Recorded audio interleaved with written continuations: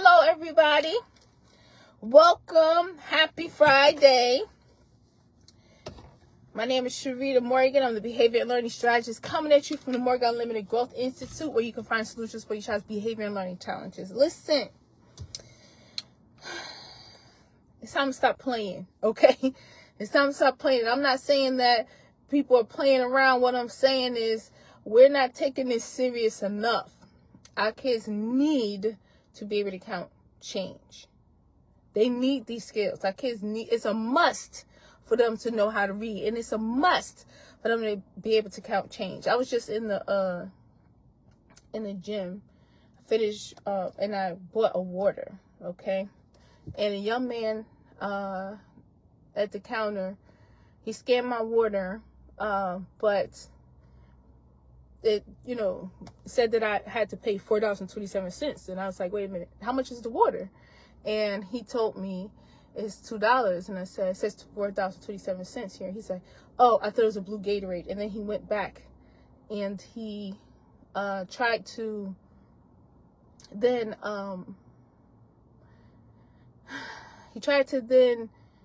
fix it.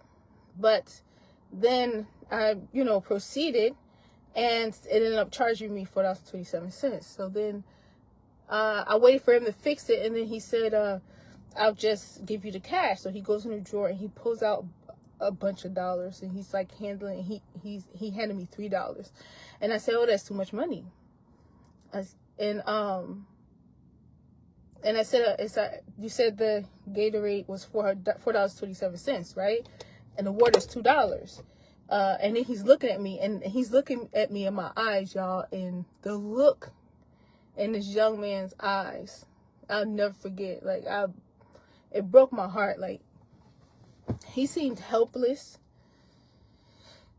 embarrassed, and also like he was looking for my help, And then I said, okay, the water was $2 and the Gatorade was $4.27. So I paid $2.27 more than I should have, right? And he's like, yeah. And then we exchanged the money. So I said, all right, then you have $2 and then give me the 27 cents. And then he looked like he was struggling with that too. So I just took the change that he had. He had a bunch of change, and I counted the money. And I said, thank you. Okay? Because I was like, Mama, I'm distracted and stuff. I'm ready to leave. And then, I'm trying to get to the car so I can go live. But then I slowed down for a little bit so I can tell him the right change. You know what I'm saying?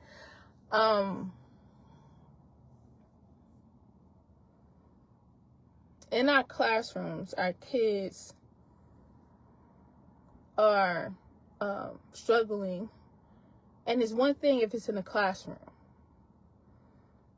And then they have IEPs, and in IEPs they have accommodations that they work with, and it's not creating a fast improvement or transformation. And kids go year after year after year, and they're still struggling with the same issues and not understanding the skills or the concepts, right?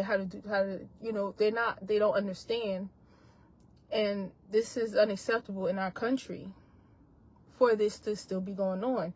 But it's one thing if they are in the classrooms and they have people around to help. Is another thing, y'all, when they become adults and they go out into the workplace and they can't function.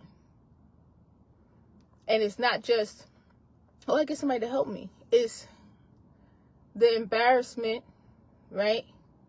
And the same look that our babies have when they're younger and they can't count change, or they can't read a word or a sentence, or they can't read the instructions on their own and they want you to help them.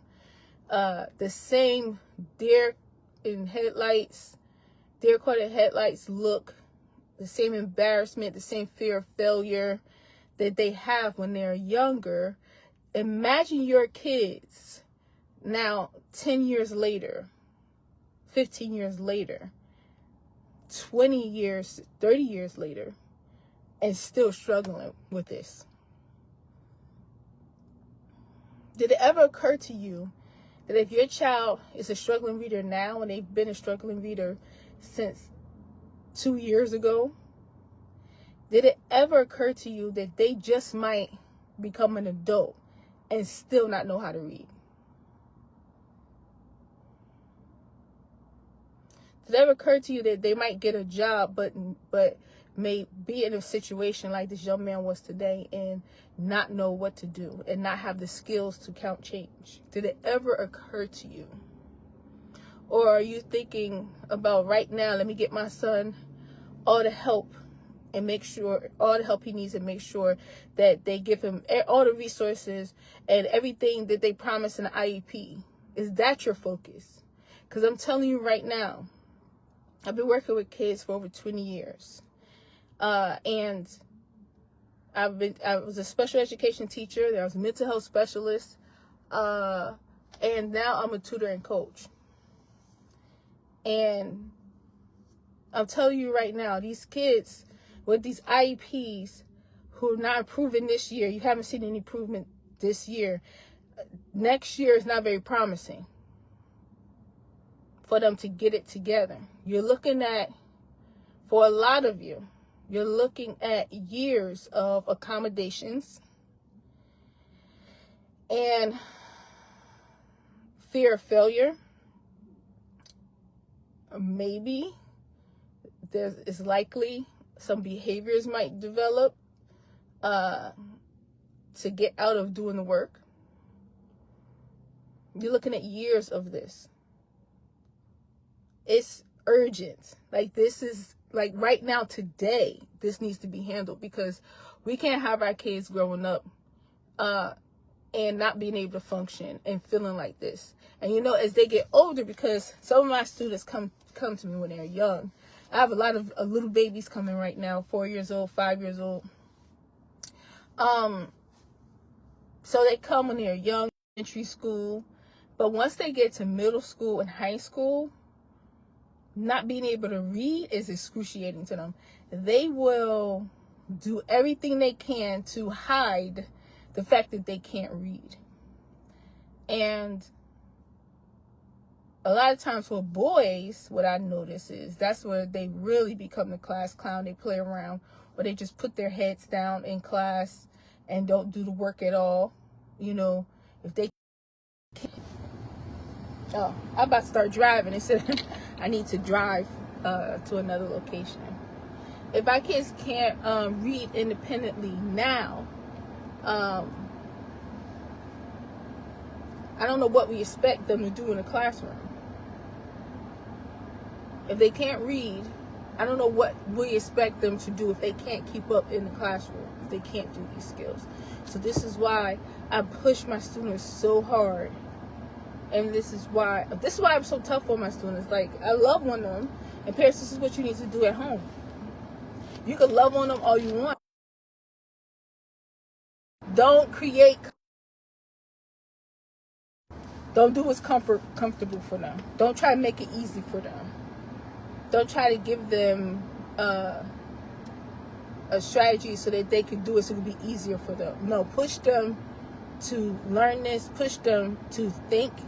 Push them to do it on their own, right? We must, because we have to get our kids past this, okay? And it has to be a daily practice. I talk about this a lot. Like, at home, our kids should be reading aloud. They should be writing. They should be used to, responding to writing prompts at home. They should be practicing the multiplication tables. We should have workbooks in the house. Like, I have 3 workbooks that I'm using right now for my daughter. She's in my tutoring coaching program. But every day she does 2 pages in each workbook. And then she also practices her multiplication. And she writes all the time, right? So this is important, man. It's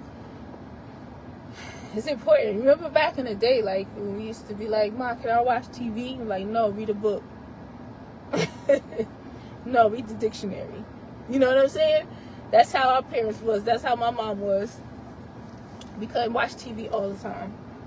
And then we had to, have our room clean and, chores and stuff before we get homework done, right? We need, this is important. Like, let's stop doing what our kids want and let's start doing what they need. Even if they don't want it, they're not happy about it, don't worry about that. Start doing what our kids need, and not what they want. We can prevent this, y'all. I know a lot of moms, I know a lot of you feel like it can't be done better than it is right now, but that's not the case.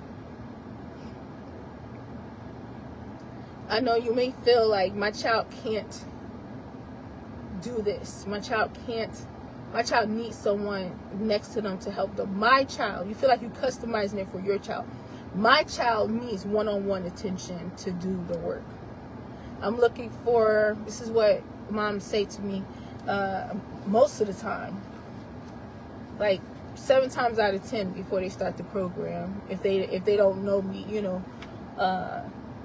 and they just heard about the program or saw like a video on Facebook, let me say, I'm looking for a one-on-one tutor. I'm looking for someone who will sit next to my child, because I teach virtually, who will be able to sit next to my child, work with them one-on-one. Your child does not need that. Your child needs to learn how to function in the classroom.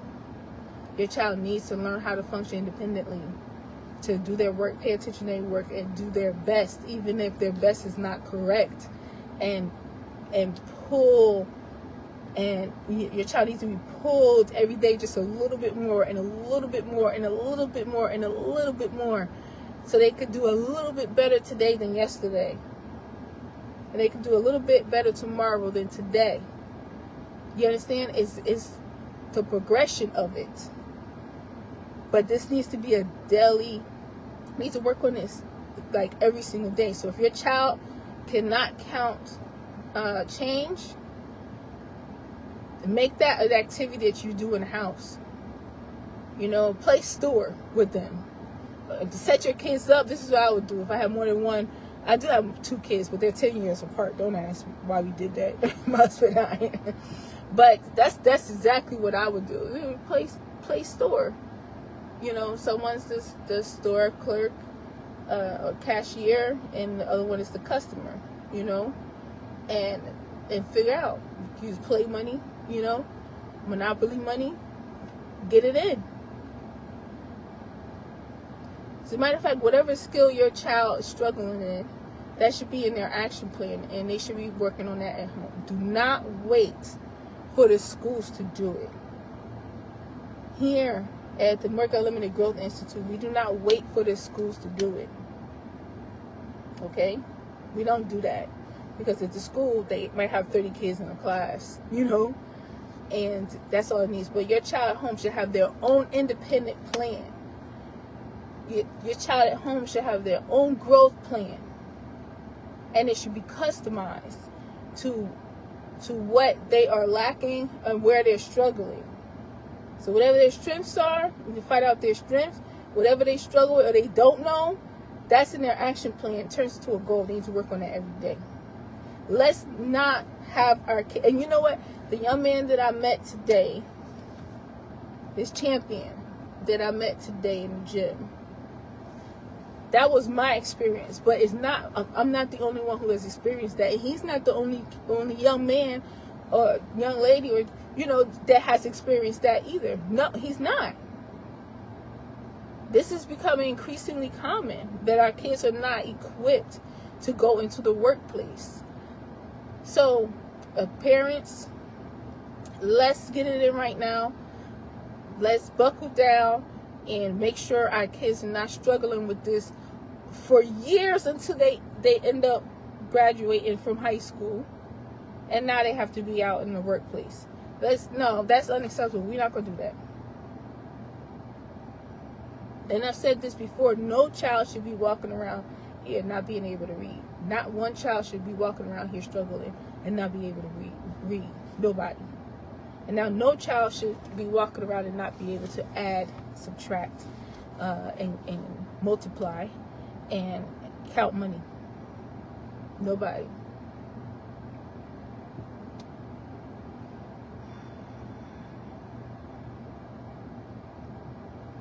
Forget all the accommodations in school. I know some of y'all gonna be mad at me for saying this, but forget them. When I was a special education teacher, I didn't do accommodations.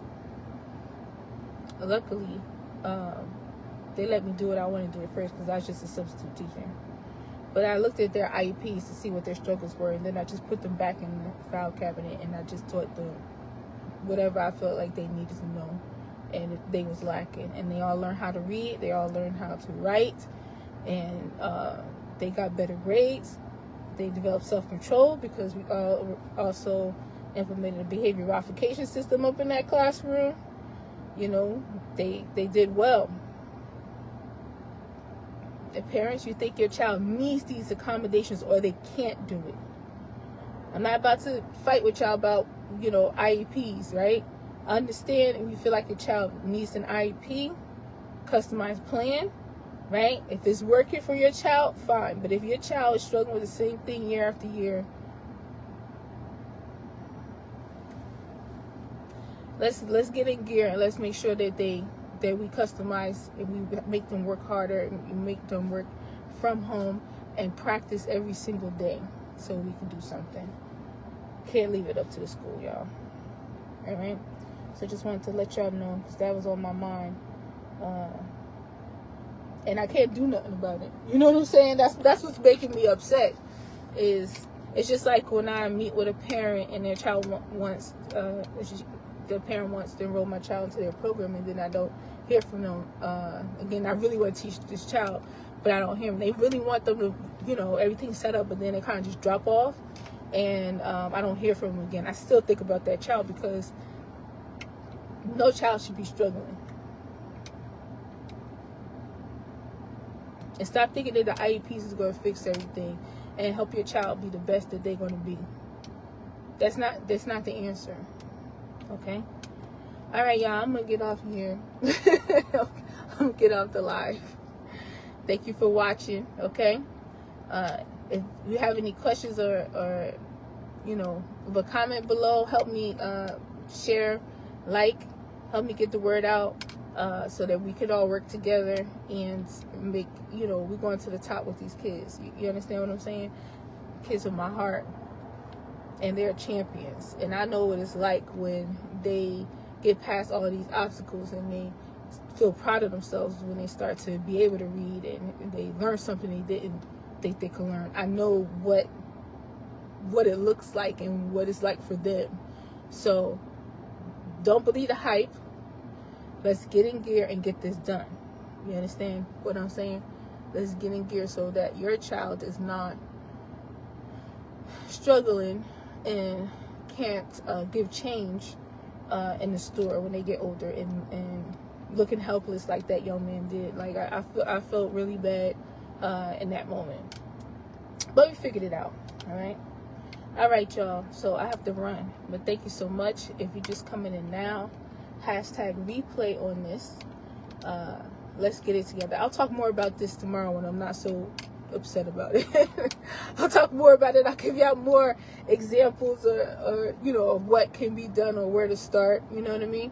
But also, before I go, my tutoring coaching program, we are still accepting students. We have a few new students, young students, so it's about to be all the way live up in here. It's a virtual program. I tutor students and coach students from all over the country. Okay, and also I have a parent coaching program that I'm starting soon. So if you're interested in any one of those, if you want to, as a parent, if you want your child to improve behavior and/or focus, reading and/or math, they struggle in school, they're behind academically and functioning below grade level. They might have an IEP, but they still struggling, right? And you're looking for a tutor who's going to help them improve behavior and focus at the same time, and also academics. It's going to push them, okay, and make them work hard. That's the thing. They're going to be working. They're going to be working. The pencil's going to be flying. They're going to be working. If you're a parent who feels guilty when your child is struggling. When you feel guilty when you have to give your child a consequence, put some structure, and you have a hard time sticking to the structure that you put in place or the consequences. Your child is struggling and you're struggling because you don't even take care of yourself or go after what you need to go after because you're so focused on your own children. And you're looking for a coaching program where you can grow yourself and your child at the same time. All right? Then message me for the Unlimited Growth Coaching Tutoring Program. I have one for parents and also for students. All right? Because what I always say, if mama's all right, then everybody all right. If mama's all right, then the kids are all right. All right? And the mamas in my program know I would check on them in a minute. In a minute. Okay? Because we got to do this together, y'all. We got to do this together. But I'll talk to y'all more about this tomorrow. I got to go. And let me think on it a little bit more. And we'll change the game, all right? Believe in yourself. Believe in your child, honey. Always remember that growth is unlimited and you got this. Peace.